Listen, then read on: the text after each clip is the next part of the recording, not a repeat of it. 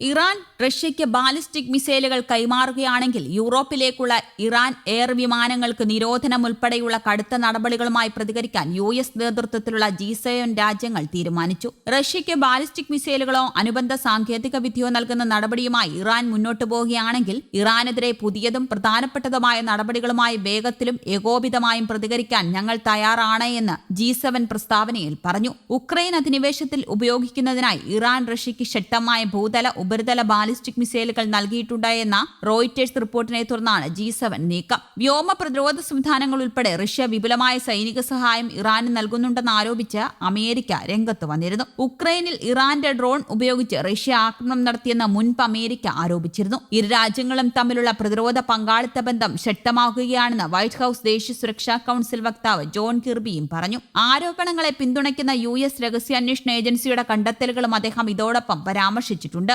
റഷ്യയും ഇറാനും തമ്മിലുള്ള സുരക്ഷാ സഹകരണത്തെ അമേരിക്ക മുൻപും അപലപിച്ചിട്ടുണ്ടെങ്കിലും ഹെലികോപ്റ്ററുകൾ, യുദ്ധവിമാനങ്ങൾ, ഡ്രോണുകൾ തുടങ്ങിയവ ഉൾപ്പെടുന്ന വിപുലമായ ബന്ധത്തെക്കുറിച്ച് പരസ്യ പ്രസ്താവന നടത്തുന്നത് ഇതാദ്യമായാണ്. ഉക്രൈൻ യുദ്ധത്തിന്റെ ഭാഗമായി റഷ്യ ഇറാനുമായി ചേർന്ന് ഡ്രോൺ അസംബ്ലി ലൈൻ സ്ഥാപിക്കുന്ന കാര്യം പരിഗണിക്കുകയാണെന്ന് കിർബി പറഞ്ഞു. ഒപ്പം റഷ്യ ഇറാൻ പൈലറ്റുമാർക്ക് സുഖോയ് Su-35 യുദ്ധവിമാനത്തിൽ പരിശീലനം നൽകുന്നുവെന്നും ഈ വർഷം തന്നെ വിമാനങ്ങൾ വിതരണം ചെയ്യാൻ സാധ്യതയുണ്ടെന്നുമാണ് അമേരിക്കയുടെ ആരോപണം. നൂറുകണക്കിന് ബാലിസ്റ്റിക് മിസൈലുകൾ റഷ്യയ്ക്ക് വിൽക്കുന്ന കാര്യം ഇറാൻ പരിഗണിക്കുന്നുണ്ടെന്നും US ആരോപണം ഉന്നയിച്ചു. നൂറുകണക്കിന് ബാലിസ്റ്റിക് മിസൈലുകൾ റഷ്യയ്ക്ക് വിൽക്കുന്ന കാര്യം ഇറാൻ പരിഗണിക്കുന്നുണ്ട് എന്നും റഷ്യ നൽകുന്ന യുദ്ധവിമാനങ്ങൾ കൊണ്ടാണ് ഇറാൻ അയൽ രാജ്യങ്ങളെക്കാൾ ശക്തിയുള്ള വ്യോമസേനയെ വാർത്തെടുക്കാൻ സാധിക്കുന്നത് എന്നും കിർബി ചൂണ്ടിക്കാട്ടി. ഉക്രൈനിൽ റഷ്യ നടത്തുന്ന അധിനിവേശത്തെ സഹായിക്കാനായി ഇറാൻ ഡ്രോണുകൾ വിതരണം ചെയ്യുന്നതായി നേരത്തെ തന്നെ പാശ്ചാത്യ രാജ്യങ്ങളും ആരോപണം ഉന്നയിച്ചിരുന്നു. ഒക്ടോബർ 17-ന് 8ഓളം പേർ കൊല്ലപ്പെട്ട തുടർച്ചയായ ആക്രമണ പരമ്പരയിൽ ഉപയോഗിച്ച കാമിക്കേസ് ഡ്രോണുകൾ ഇറാൻ റഷ്യയ്ക്ക് നൽകിയതാണെന്നും ഉക്രൈൻ നേരത്തെ ആരോപിച്ചിരുന്നു.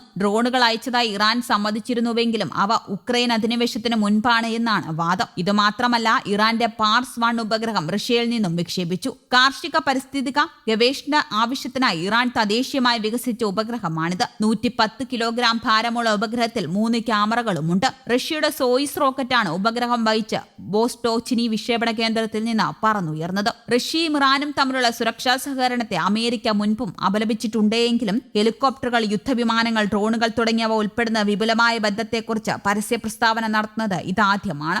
റഷ്യ നൽകുന്ന യുദ്ധവിമാനങ്ങൾ കൊണ്ട് ഇറാന് അയൽ രാജ്യങ്ങളെക്കാൾ ശക്തിയുള്ള വ്യോമസേനയെ വാർത്തെടുക്കാൻ സാധിക്കുമെന്നും കിർബി ചൂണ്ടിക്കാട്ടി. ഉക്രൈനിൽ റഷ്യ നടത്തുന്ന അധിനിവേശത്തെ സഹായിക്കാനായി ഇറാൻ ഡ്രോണുകൾ വിതരണം ചെയ്യുന്നതായി നേരത്തെ തന്നെ നിരവധി പാശ്ചാത്യ രാജ്യങ്ങൾ ആരോപണം ഉന്നയിച്ച് രംഗത്തു വന്നിരുന്നു. News desk, Kerala Kaumudi.